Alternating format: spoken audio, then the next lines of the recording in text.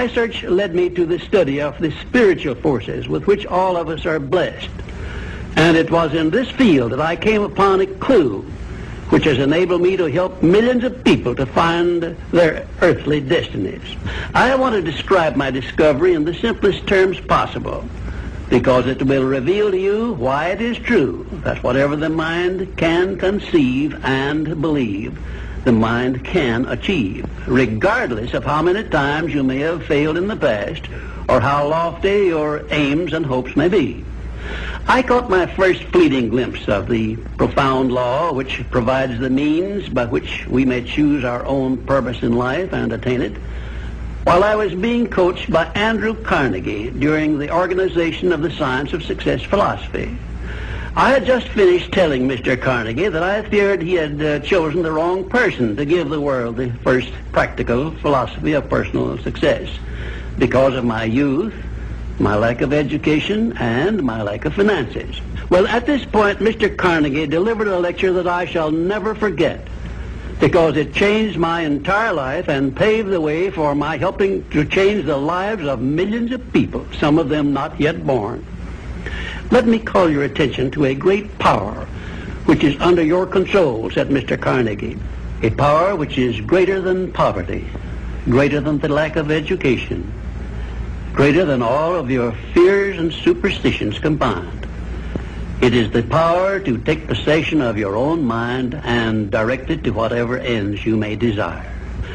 This profound power, Mr. Carnegie continued, is the gift of the Creator, and it must have been considered the greatest of all of his gifts to man, because it is the only thing over which man has the complete and unchallengeable right of control and direction.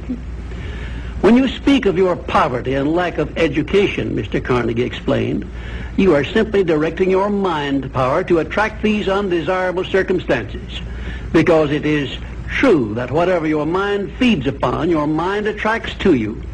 Now you see why it is important that you recognize that all success begins with definiteness of purpose, with a clear picture in your mind of precisely what you want from life. Then Mr. Carnegie continued his speech with a description of a great universal truth which made such an impact upon my mind that I began then and there to give myself a new outlook on life, and set up for myself a goal so far above my previous achievements that it shocked my friends and relatives when they heard about it. Everyone, said Mr. Carnegie, comes to the earth plane blessed with the privilege of controlling his mind power and directing it to whatever ends he may choose.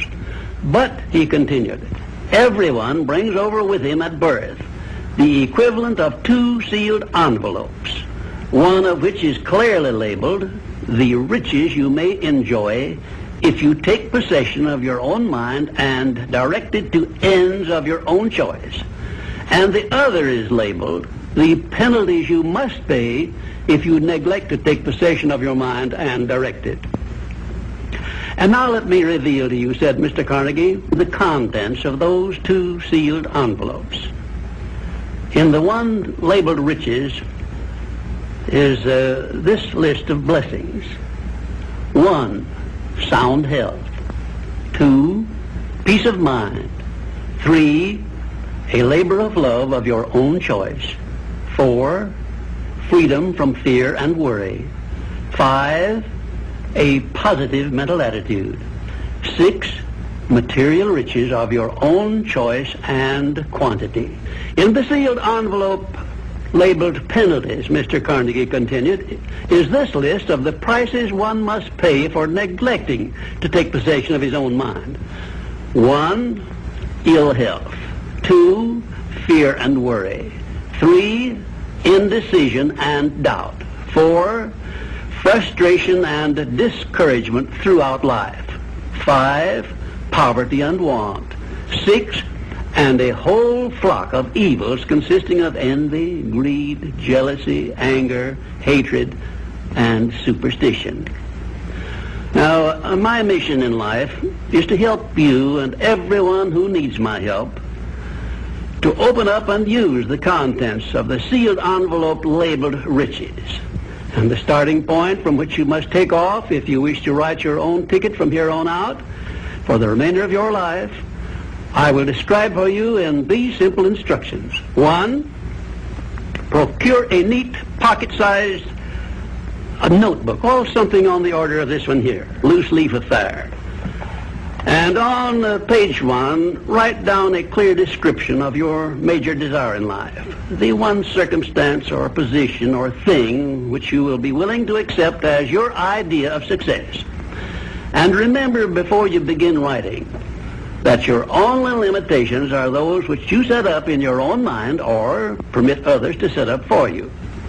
And 2, on page 2 of your notebook, write down a clear statement of precisely what you intend to give in return for that which you desire from life. And then start in right where you stand now to begin giving. And 3, memorize both of your statements, what you desire and what you intend to give in return for it, and repeat them at least a dozen times daily. And always end your statements with this expression of gratitude for the blessings with which you were gifted at birth.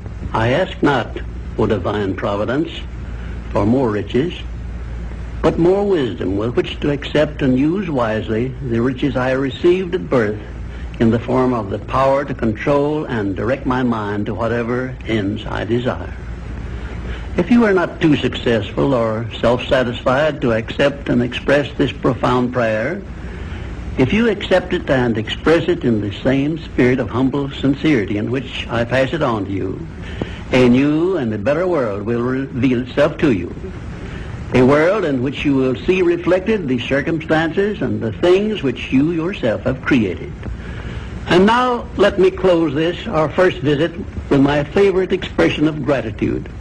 O divine providence, I ask not for more riches, but more wisdom with which to make wiser use of the riches you gave me at birth, consisting in the power to control and direct my own mind to whatever ends I desire.